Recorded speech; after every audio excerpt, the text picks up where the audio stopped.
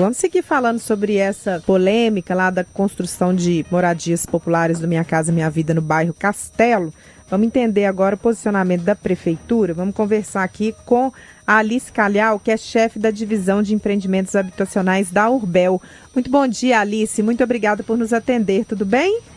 Tudo jóia. Bom dia. Tudo jóia. O Alice, prefeito em exercício de Belo Horizonte, Álvaro Damião, assinou os contratos do programa Minha Casa Minha Vida com a Caixa Econômica Federal para a construção aí de mais 500 unidades habitacionais na capital, no evento... 484. Quanto? 484. As do Castelo, né? As do Castelo que estão programadas para o bairro Castelo, são 484 unidades habitacionais. 484 unidades habitacionais, exatamente. E aí, assim, os moradores estão fazendo aquele movimento, não é mesmo? De reivindicar pelas áreas verdes, legítimo também, afinal de contas a gente está numa cidade, né? E as pessoas têm o direito também de se posicionar, não é mesmo, Alice? Sim, com certeza. E aí o seguinte, né? Vamos entender como é que foi a escolha da prefeitura por essa região.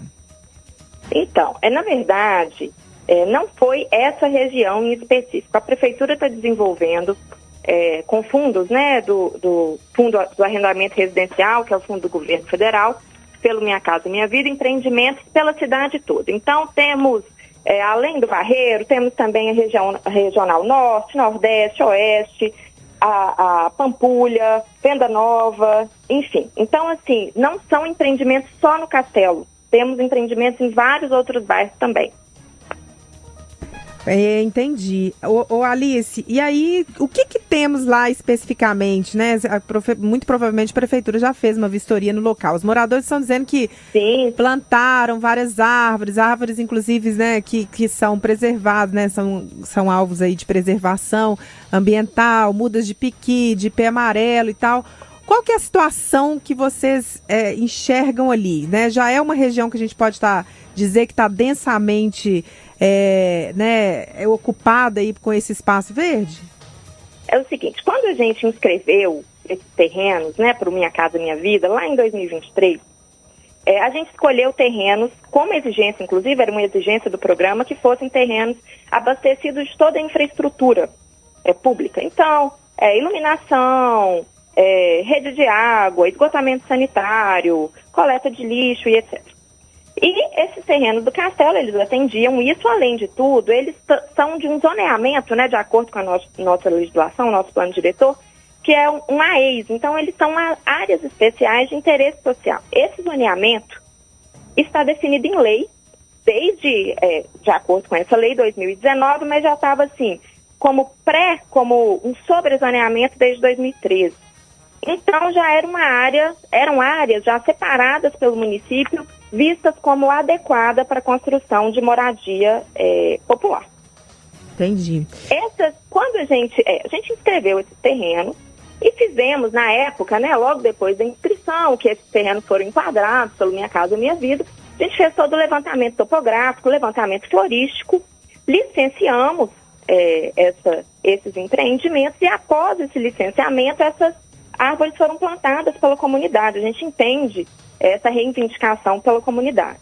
O nosso compromisso, inclusive ontem, um desses empreendimentos, ele passou novamente pelo Coman, para a gente solicitando um transplantio dessas árvores para outro lugar.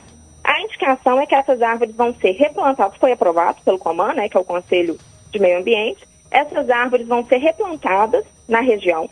Então, assim, não vamos perder mudas, a população pode ficar tranquila que, né, o dinheiro que eles gastaram com essas mudas, nós vamos manter as mudas e essas árvores no bairro ou, né, o mais próximo possível desses terrenos. Tem muito tempo que eu não vou ali no Castelo, eu tenho que te confessar. Quando eu ia no Castelo, o Castelo praticamente não tinha nem moradia direito ainda. Era um ou outro apartamento, mas eu sei que mudou muito ali na região. Adensou muito, né? Pois é. Aí vamos falar o seguinte, a senhora aí que é da Urbel, né, conhece melhor a região do que eu, né? O que o Castelo tem a oferecer para os moradores, por exemplo, de área verde? Tem algum parque? Tem como parque. É que está essa questão lá? Tem parque, é um bairro arborizado, é um bairro, né, inclusive reconhecido pelo Ministério da Cidade, que enquadrou os terrenos como superiores.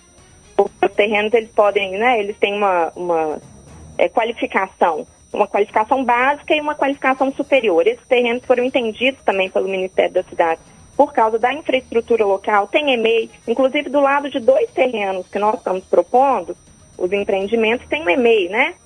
E isso para a nossa população, que é a população que mais precisa, é muito interessante.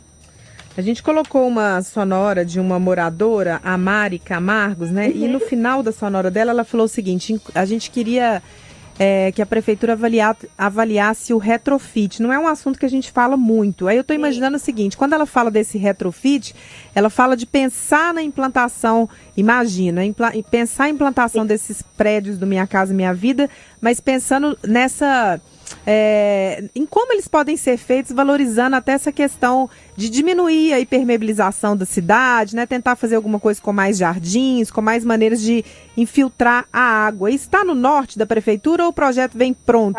Isso está no norte da prefeitura. Existe essa modalidade retrofit dentro do Minha Casa Minha Vida.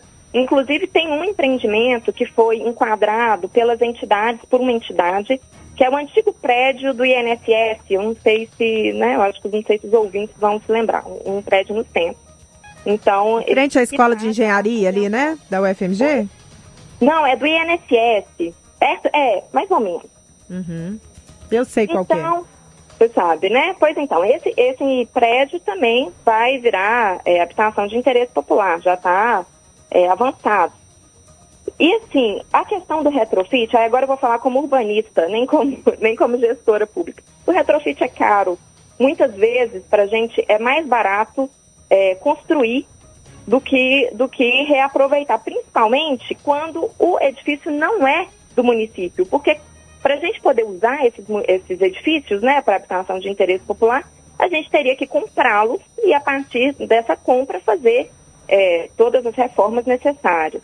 Então, para edifícios, nós estamos negociando uns edifícios com a União, inclusive, estamos tentando essa negociação para esse retrofit. Quando exige uma compra desses edifícios, o valor supera muito aquele reservado dentro do Minha Casa Minha Vida, que é 170 mil mais 40%, vamos falar assim. Ô Alice, a gente sempre torce pelo diálogo, a gente sempre torce, né, para que a prefeitura... Eu sei que às vezes é difícil, porque, né, quando já tem uma formação, assim, de uma opinião, é difícil conseguir isso, mas a gente realmente deseja que nesse processo todo a prefeitura abra um espaço, mesmo que seja para ouvir esses moradores. E aí eu vou deixar esse pedido com você. Não, com certeza, nós estamos aqui abertos para receber os moradores, nós já fizemos reunião com eles. Eu falo aqui pela Urbel, mas eu tenho certeza que a prefeitura também. Basta nos procurar, inclusive é um compromisso nosso prover a área de toda a infraestrutura e serviço necessária. Então, se com esse adensamento, vamos falar assim, com essas novas famílias, for mais necessário contratar mais professores ou construir uma nova escola, é de responsabilidade da prefeitura. Inclusive, nós assinamos um documento com o Ministério para isso. É isso, gente. Nós ouvimos aqui a Alice Calhau, que é chefe da divisão de empreendimentos habitacionais da Urbel. Alice, muito obrigada pela sua entrevista, viu? Grande abraço.